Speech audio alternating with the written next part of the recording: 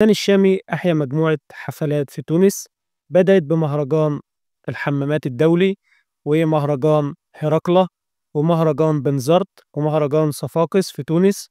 الفنان الشامي مبسوط جدا إنه غنى في تونس لأول مرة، وبيقول إنه ما كانش يحلم إنه يقف على مسرح مهرجان الحمامات الدولي.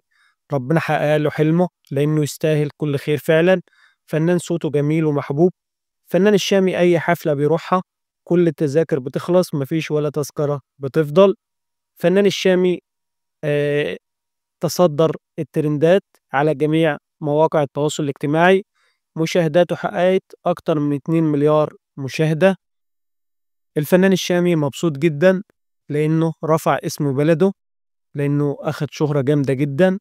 لو كتبت في بحث تيك توك أفضل فنان في العالم هيطلع لك الفنان الشامي. فعلا الفنان الشامي تربع على عرش الترندات. لو عجبكم الفيديوهات اللي بقدمها تدعمونا بلايك واشتراك في